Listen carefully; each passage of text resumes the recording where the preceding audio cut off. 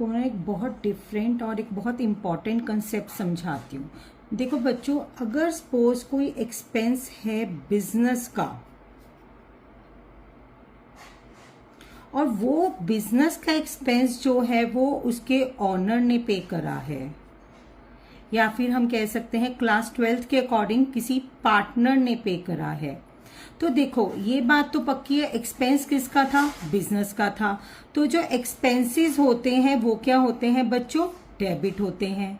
अब हुआ क्या, पेमेंट तो कर दी ऑनर ने, बिजनेस का कैश तो गया नहीं, तो बिजनेस क्या करेगा, जितना ऑनर ने वो एक्सपेंस का अमाउंट पे करा है ना, बिजनेस वो अमाउंट ऑनर को दे देगा।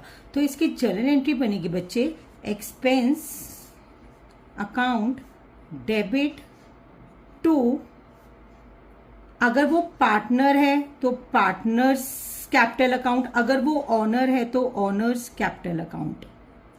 ये कंसेप्ट ना बहुत इंपॉर्टेंट है, स्पेशली क्लास 12th के बच्चों के लिए।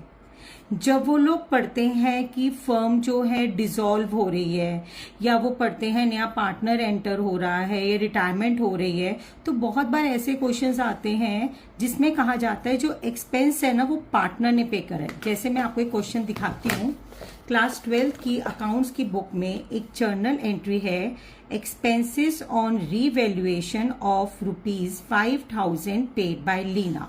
अब जो ये रीवैल्यूएशन के एक्सपेंसेस थे ये बिजनेस का खर्चा था, लेकिन पेमेंट करी है लीना ने। लीना कौन है? लीना बिजनेस में एक पार्टनर है, ठीक है ना।